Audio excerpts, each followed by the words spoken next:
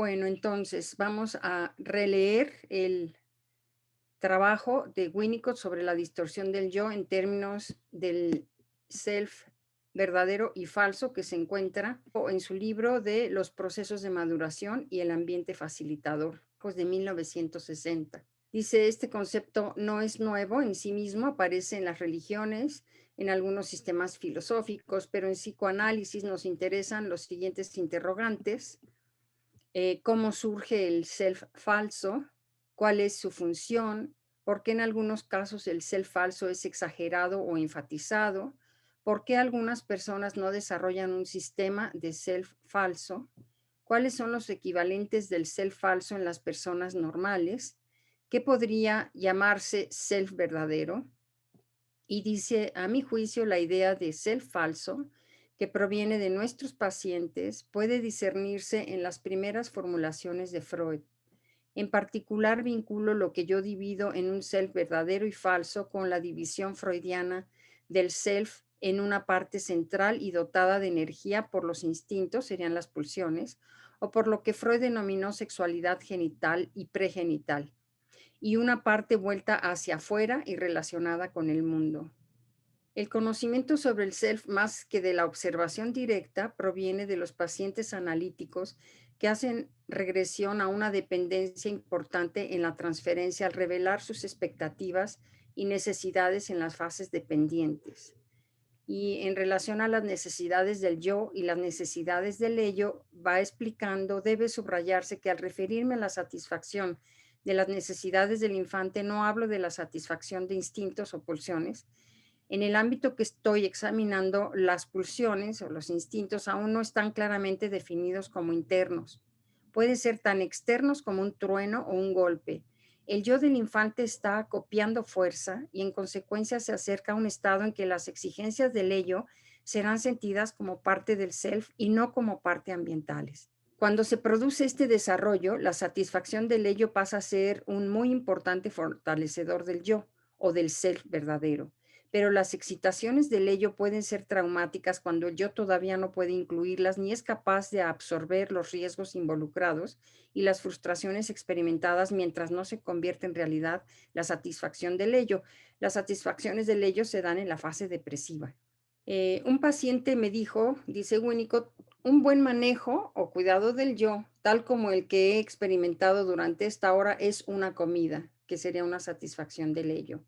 No podría haber afirmado lo contrario, pues si yo lo hubiera alimentado, él habría obedecido en beneficio de su defensa de falso self, o bien habría reaccionado y rechazado mis intentos, conservando su integridad con la elección de la frustración. También han gravitado en mí otras influencias importantes, como por ejemplo el pedido periódico de notas sobre algún paciente en cuidado psiquiátrico como adulto, pero al que yo mismo tuve la oportunidad de observar cuando era un infante o un pequeño. A menudo en mis notas me llevaron a ver que el estado psiquiátrico presente ya era discernible en la relación infante-madre. En este contexto, deja al margen las relaciones infante-padre, dice, porque estoy refiriéndome a los fenómenos tempranos atenientes a la relación del infante con la madre o con el padre como otra madre. En esta etapa muy temprana, el padre aún no es significativo como persona de sexo masculino. En el caso clínico, que se trata de una mujer de edad mediana que tenía un self falso muy exitoso, pero también la sensación de que su vida aún no había empezado y de que ella siempre había buscado medios para llegar al self verdadero. Aún continúa un análisis que ya lleva muchos años. En la primera fase, que duró 2 o 3 años, de este análisis de investigación, descubrió Winnicott que estaba tratando con lo que la paciente llamaba su self protector. Este es el self protector, el que le ayudó a encontrar el análisis, el que vino a obtener una muestra de la confiabilidad del analista como una especie elaborada, puesta a prueba, trajo a la paciente análisis y gradualmente al cabo de 3 años o más cedió sus funciones al analista. Permaneció rondando para reasumir la protección cuando el analista fallaba, enfermaba o por vacaciones. A partir de la evolución de este caso, le resultó fácil ver la naturaleza defensiva del ser falso. Su función defensiva consiste en ocultar y proteger al ser verdadero, sea este lo que fuere. Enseguida resulta posible clasificar las organizaciones del self falso como sigue. Está en un extremo, el falso self se establece como real, siendo esto lo que los observadores tienden a tomar como por la persona real. Sin embargo, en las relaciones de la vida, del trabajo y en la amistad, el falso self comienza a fallar. En algunas circunstancias donde hace falta una persona completa, el falso self se encuentra con que le falta algún elemento primordial. En este extremo, el verdadero self se encuentra oculto. Después, en un extremo inferior, el falso self defiende al verdadero self, al cual se le reconoce un potencial y se le permite una vida secreta. Aquí se encuentra el ejemplo más claro de enfermedad clínica en calidad de organización con una finalidad positiva, la preservación del individuo a pesar de las condiciones ambientales normales. Se trata de una extensión del concepto psicoanalítico del valor de los síntomas para la persona. Más cerca de la salud, el falso self se ocupa de buscar las condiciones que permitan al verdadero self entrar en posesión de lo suyo. En caso de no encontrarlas, es necesario reorganizar una nueva defensa contra la explotación del verdadero self. En caso de duda, el resultado clínico es el suicidio. Aquí el suicidio consiste en la destrucción del self total a fin de evitar el aniquilamiento del verdadero self. Cuando el suicidio constituye la única defensa que queda contra la traición al verdadero self, entonces le toca al falso self organizar el suicidio. Esto obviamente entraña su propia destrucción, pero al mismo tiempo elimina la necesidad de su existencia continuada, ya que su función radica en proteger al verdadero self. Aún más cerca de la salud, el falso self se edifica sobre identificaciones y ya en la salud, el falso self se encuentra representado por toda la organización de la actitud social, el ser cortés, bien educados. Se ha provocado un aumento de la capacidad del individuo para renunciar a la omnipotencia y al proceso primario en general, ganando así un lugar en la sociedad que no puede conseguirse ni mantenerse solo mediante el verdadero self. En estos casos, el diagnóstico de personalidad falsa es más importante que la caracterización del paciente según las clasificaciones psiquiátricas aceptadas. Incluso en el trabajo de asistencia social que obliga a aceptar y tratar todos los tipos de casos. Este diagnóstico de personalidad falso es importante para evitar la frustración extrema asociada con el fracaso terapéutico, a pesar del trabajo del asistente social aparentemente sólido y basado en principios analíticos. Este diagnóstico es especialmente importante en la selección de estudiantes para la formación en psicoanálisis o asistentes sociales psiquiátricos, es decir, en la selección de estudiantes de asistencia individualizada de todo tipo. El self falso organizado está asociado con una rigidez de las defensas que impide el crecimiento durante el periodo de formación. La mente y el self falso. Un peligro especial surge de la no infrecuente ligazón del enfoque intelectual con el self falso. Cuando un self falso se organiza en un individuo con un alto potencial intelectual, la mente experimenta una tendencia muy fuerte a convertirse en la sede del falso self, en cuyo caso se desarrolla una disociación entre la actividad intelectual y la existencia psicosomática. Debe suponerse que en el individuo sano la mente no es algo que le sirve para huir de su ser psicosomático, tema desarrollado en su trabajo de La mente y su relación con el psiquesoma de 1949. Cuando se ha producido esta anormalidad doble, es decir, por una parte que el ser falso organizado para ocultar al ser verdadero y por la otra un intento de un individuo tendiente a resolver el problema personal mediante el empleo de un intelecto afinado, resulta un cuadro clínico peculiar por la facilidad con que engaña. Es posible que lo que el mundo ve es un éxito académico de alto grado y resulta difícil creer en la angustia muy real de este individuo, que se siente más falso cuanto más exitoso. Cuando estos individuos se destruyen de uno u otro modo en lugar de realizar lo que prometían, el hecho invariablemente genera una conmoción en quienes esperaban mucho de ellos. Bueno, la etiología, pues podríamos decir que se encuentra en el sostén. Para llegar a un enunciado del proceso evolutivo pertinente, es esencial tomar en cuenta la conducta en la actitud de la madre, porque en este campo la dependencia es real y casi absoluta. No es posible describir lo que sucede refiriéndose exclusivamente al infante. La función materna esencial le permite a la madre conocer las más tempranas expectativas y necesidades de su infancia y hace que esté personalmente satisfecho cuando el infante, satisfecha ella cuando el infante se siente bien. En virtud de esta identificación con su infante, que lo llamará identificación primaria, ella sabe cómo sostenerlo, de modo que la criatura empieza existiendo y no reaccionando. Aquí está el origen del verdadero ser, del self verdadero, que no puede hacerse realidad sin la relación especializada de la madre, una relación que podría describirse con una palabra corriente llamada devoción. Dice, he vinculado la idea del self verdadero con el gesto espontáneo. Al buscar la etiología del self falso, estamos examinando la etapa de las primeras relaciones objetales. En ella el infante está casi permanentemente no integrado y nunca integrado totalmente. La cuestión de los diversos elementos sensoriomotores corresponde al hecho de que la madre sostiene al infante, a veces físicamente y de modo permanente en términos figurados. Periódicamente el gesto del infante expresa un impulso espontáneo.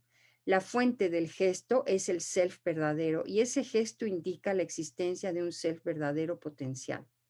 Tenemos que examinar el modo como la madre satisface esta omnipotencia infantil revelada en un gesto o agrupamiento sensoriomotor.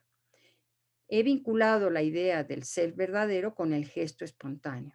La fusión de la motilidad y los elementos eróticos está en proceso de hacerse real en este periodo del desarrollo del individuo. Entonces, de parte de la madre, tenemos la madre suficientemente buena, que da satisfacción a la omnipotencia del infante y en alguna medida también le da sentido. Lo hace repetidamente. Empieza a tener vida el ser verdadero, gracias a la fuerza que le cede al yo débil del infante la instrumentación por la madre de las expresiones omnipotentes de este último. El infante empieza a creer en la realidad externa que aparece y se comporta como arte de magia gracias a la relativamente exitosa adaptación de la madre a los gestos y necesidades del infante y que actúa de un modo que no choca con la omnipotencia del bebé. El bebé puede ir abrogando gradualmente la omnipotencia. El ser verdadero tiene espontaneidad y los acontecimientos del mundo lo han acompañado. El infante puede entonces empezar a disfrutar la ilusión de la creación y el control omnipotentes y llegar gradualmente a reconocer el elemento ilusorio, el hecho de que está jugando e imaginando. Aquí está la base del símbolo, que al principio es la espontaneidad o alucinación del infante y también el objeto externo creado y finalmente catequizado. En cuanto a la relación, en cuanto a la madre no suficientemente buena, no es capaz de instrumentar la omnipotencia del infante, de modo que repetidamente falla en dar satisfacción al gesto de la criatura. En lugar de ello, lo reemplaza por su propio gesto, que adquirirá sentido por la sumisión del infante. Esta sumisión por parte del infante es la etapa más temprana del self falso y corresponde a la ineptitud de la madre para sentir las necesidades de su bebé. Según una parte esencial de la teoría, dice Winnicott, el ser verdadero solo adquiere un mínimo de realidad como resultado del éxito repetido de la madre en dar satisfacción al gesto espontáneo o a la alucinación sensorial del infante. Esta idea está relacionada con el concepto de realización simbólica de Madame Sécheray. Lo que se hace real es el gesto o la alucinación del infante y la capacidad de éste para usar un símbolo es el resultado. Entonces, en la medida en que ello una al infante con el objeto, es decir, con el objeto parcial materno, esa es la base de la simbolización. Por otra parte, en la medida en que ese algo separe en lugar de unir, queda bloqueada su función de conducir a la formación de símbolo. Entonces habría una cosa o alguna actividad o alguna sensación entre el infante y una parte, ¿no? La madre no suficientemente buena. El proceso que lleva la capacidad para el uso de símbolos no se inicia o bien se interrumpe con el correspondiente repliegue por parte del infante respecto de las ventajas adquiridas. Esto es muy importante porque aquí distinguimos la clínica de Winnicott. Si dice o no se inicia, dice el proceso que lleva la capacidad para el uso de símbolos no se inicia, estamos en un ambiente de ataque atacante, de terror. Siempre está reaccionando el bebé. O se interrumpe, estaríamos si se interrumpe en la fase depresiva, hablaríamos del miedo al derrumbe, con el correspondiente repliegue. O sea, hay un repliegue en vez de regresión por parte del infante. Dijimos que el repliegue tiene que ver con una manera de sostener el self o el ser. Entonces, con el correspondiente repliegue por parte del infante respecto a de las ventajas adquiridas. Entonces, si hablamos de que hubo ventajas adquiridas, estamos hablando de que hay un derrumbe, ¿no? Hubo algo que se perdió. Entonces, estamos entre o no hubo, porque está siempre reaccionando, o se interrumpe y se pierden las ventajas adquiridas, estaríamos, ¿no?, en un ambiente atacante o en un ambiente que se derrumba.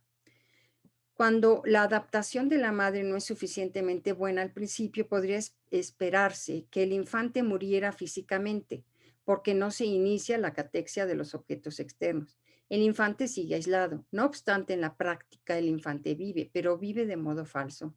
La protesta contra el hecho de ser forzado a vivir una existencia falsa puede detectarse desde las etapas más tempranas. En el cuadro clínico vemos irritabilidad general y perturbaciones de la alimentación y otras funciones, que pueden desaparecer clínicamente, pero solo para reaparecer en forma grave en una etapa posterior. Si la madre no puede adaptarse suficientemente bien, el infante es seducido para que sea sumiso. Es un ser falso, complaciente, el que reacciona a las exigencias ambientales y el infante parece aceptarlas. A través de este ser falso, el infante construye un conjunto falso de relaciones y por medio de introyecciones llega incluso a alcanzar un aspecto de realidad. De modo que el niño crece para ser exactamente con la madre, la niñera, la tía, el hermano o quien quiera domine la escena en ese momento. El ser falso tiene una función positiva y muy importante, ocultar el ser verdadero, lo que hace sometiéndose a las exigencias del ambiente. En los ejemplos extremos de desarrollo del ser falso, el ser verdadero está tan bien oculto que la espontaneidad no es un rasgo de las experiencias vivas del infante. El rasgo principal es la sumisión, con la imitación como especialidad.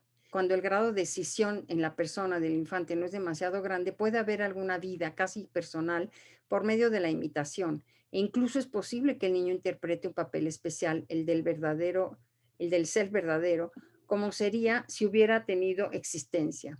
Así, es posible ubicar el punto de origen del ser falso, que ahora vemos que constituye una defensa contra lo impensable, contra la explotación del ser verdadero, que daría por resultado su aniquilación.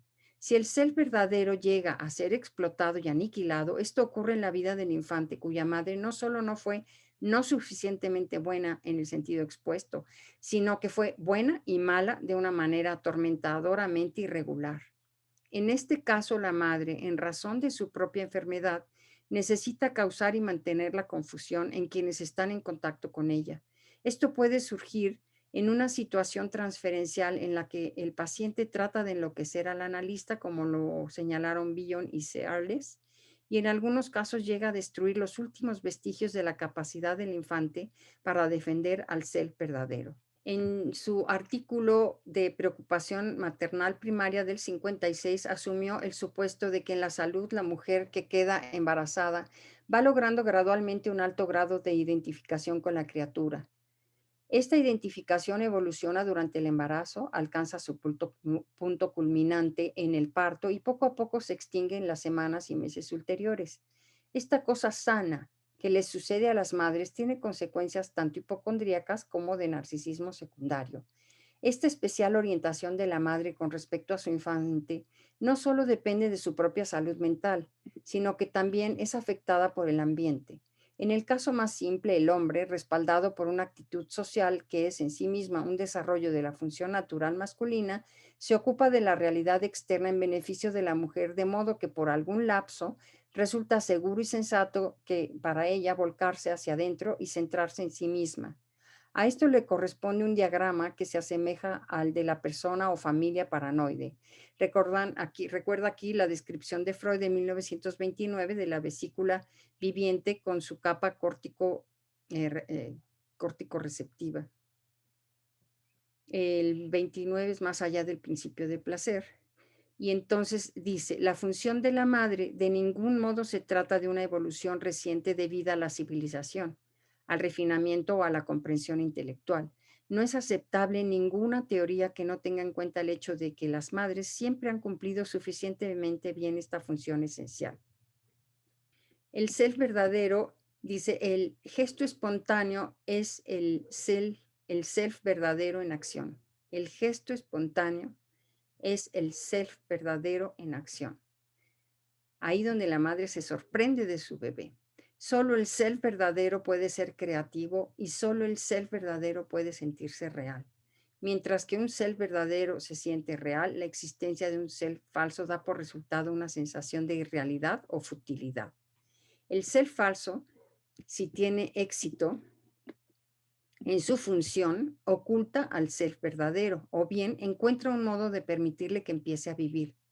Este resultado puede lograrse por medio de todo tipo, pero nosotros observamos con mayor detenimiento los casos en que la sensación de que las cosas sean reales y valen la pena aparece durante un tratamiento. La paciente a la que me he referido llegó al comienzo de su vida casi al final de un análisis prolongado. Ella no tiene verdadera experiencia, no tiene pasado. Empieza con 50 años de vida desperdiciada, pero por lo menos se siente real y por lo menos ahora quiere vivir. El self verdadero surge de los tejidos y las funciones corporales, incluso de la acción del corazón y de la respiración. Está estrechamente vinculado con la idea del proceso primario y al principio es esencialmente no reactivo a los estímulos externos, sino primario. La idea del self verdadero se justifica principalmente para tratar de comprender al self falso, porque no hace más que reunir los detalles de las experiencias de estar vivo. La idea del ser verdadero se justifica principalmente para tratar de comprender el ser falso, porque no hace más que reunir los detalles de la experiencia de estar vivo. Poco a poco, el grado de refinamiento del infante llega a un punto en el que decir que el ser falso oculta la realidad interior del infante es más correcto que decir que oculta el ser verdadero. En ese momento, el infante tiene una membrana limitadora establecida, un exterior y el interior, y en una medida considerable se ha desenredado del cuidado materno. Es importante observar que según la teoría que estamos formulando, el concepto de una realidad interna, individual de los objetos, corresponde a una etapa que es posterior a la del concepto de lo que denominamos el verdadero. Entonces, primero el ser verdadero y luego se va estableciendo el mundo interior. El ser verdadero aparece en cuanto existe alguna organización mental del individuo y significa poco más que la suma de la vida sensorio-motriz. El ser verdadero se vuelve rápidamente complejo y se relaciona con la realidad externa mediante procesos naturales. Los procesos que se desarrollan en el infante individual con el transcurso del tiempo. El infante se vuelve entonces capaz de reaccionar a estímulos sin trauma, porque el estímulo tiene una contraparte en su realidad interior psíquica. Entonces el infante explica todos los estímulos como proyecciones, pero esta es una etapa que no necesariamente se alcanza o que solo se alcanza parcialmente o que se alcanza y después se pierde. Si esta etapa se ha alcanzado, el infante conserva la sensación de omnipotencia incluso cuando reacciona a los factores ambientales que el observador puede discernir como verdaderamente externos a la criatura. Todo esto ocurre años antes de que el infante pueda dar cabida en el razonamiento intelectual a la acción del puro azar. Cada nuevo periodo de la vida en el cual el ser verdadero no ha sido interrumpido gravemente da por resultado un fortalecimiento de la sensación de ser real, acompañado por una capacidad creciente del infante para tolerar dos conjuntos de fenómenos que son, por una parte, rupturas en la continuidad del vivir del ser verdadero. Esto es uno de los modos como el proceso del parto puede ser traumático, como cuando hay demora sin inconsciencia. Esto lo trabaja en su trabajo de recuerdos del nacimiento. O experiencias reactivas o del ser falso relacionadas con el ambiente sobre una base de sumisión. Esto se convierte en la parte del infante a la que antes del primer cumpleaños se le puede enseñar a decir ta o, en otras palabras, a reconocer la existencia de un ambiente que se está aceptando intelectualmente. Pueden o no seguir sentimientos de gratitud.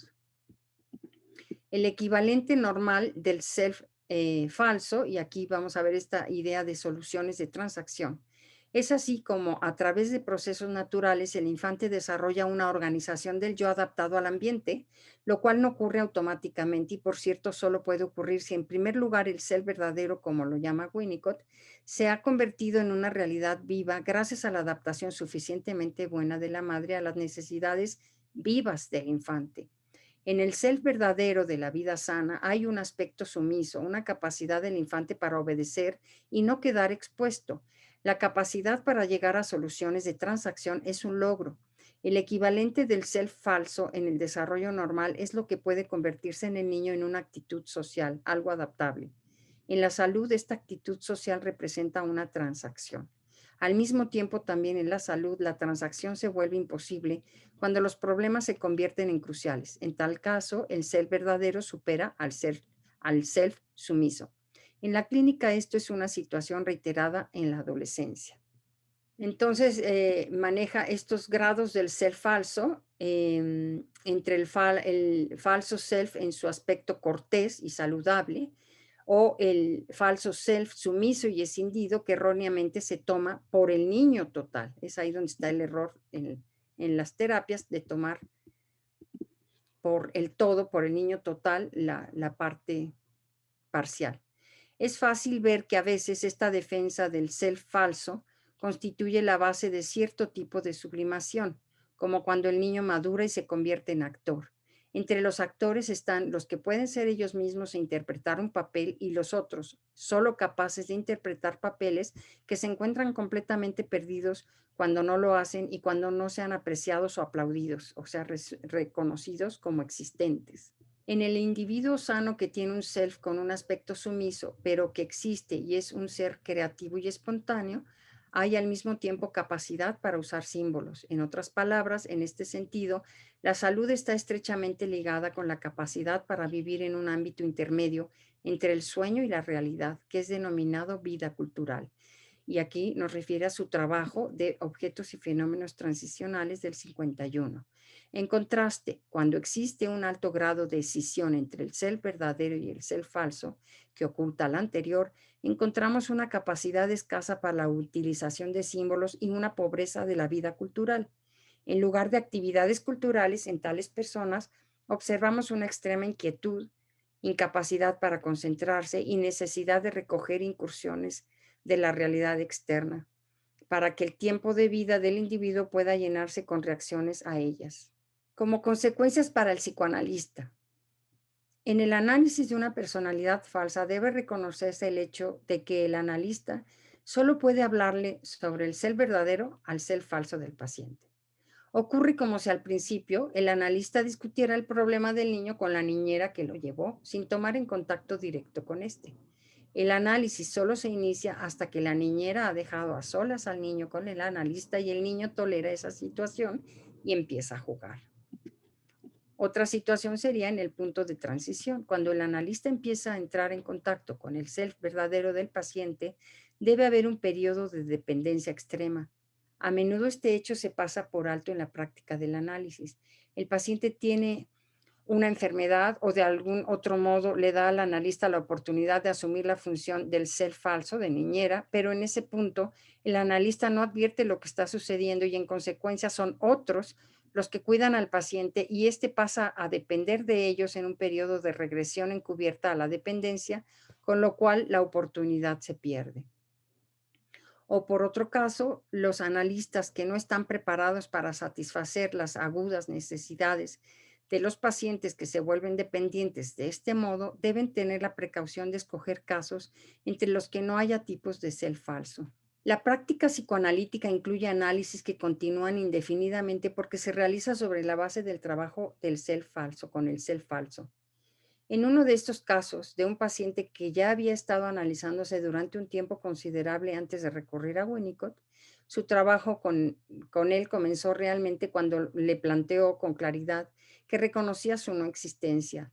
Él observó que durante años todo el buen trabajo realizado con él había sido fútil, porque se basaba en que él existía, mientras que en realidad solo tenía una existencia falsa.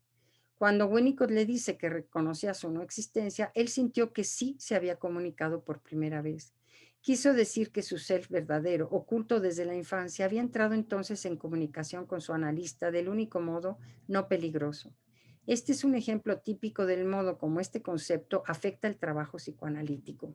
Podría anunciarse el principio de que en la zona del self falso de nuestra práctica analítica encontramos que se progresa más reconociendo la no existencia del paciente que mediante un trabajo prolongado sobre la base de los mecanismos de defensa del yo. El self falso del paciente puede colaborar indefinidamente con el analista, con el análisis de las defensas, como poniéndose de parte de él, por así decirlo. El único modo de tener con utilidad esta tarea infructuosa consiste en que el analista señale y especifique la ausencia de ciertos rasgos esenciales. Usted no tiene boca, usted aún no ha comenzado a existir. Desde el punto de vista físico, usted es un hombre, pero por experiencia no sabe nada de la masculinidad y así sucesivamente. Estos reconocimientos de hechos importantes realizados con claridad en los momentos oportunos preparan el camino para la comunicación con el self verdadero. Un paciente que ha pasado por un prolongado análisis fútil basado en el self falso, cooperando vigorosamente con un análisis que creía que ese era su self total, le dijo en una ocasión: solo me sentí esperanzado cuando usted me dijo que no tenía ninguna esperanza, y continuó con el análisis. La originalidad creativa. Haciendo pie en todo esto, se podría decir que el ser falso, lo mismo que las proyecciones múltiples en etapas ulteriores del desarrollo, engañan al analista si él no advierte que, considerado como una persona en funcionamiento total, el ser falso, por bien emplazado que esté, carece de algo, y ese algo es elemento esencial de la originalidad creativa. Y terminamos con esto. Mi propósito al explicar esta parte de mi trabajo, que se vincula con el de otros analistas, es señalar que este concepto moderno del ser falso que oculta al ser verdadero, junto con la teoría de su etiología, puede tener un efecto importante sobre la práctica psicoanalítica. Hasta donde yo puedo verlo, no supone ningún cambio importante en la teoría básica. Entonces, hasta aquí concluimos la relectura de este trabajo de Winnicott de la distorsión del yo en términos del ser verdadero y falso de 1960.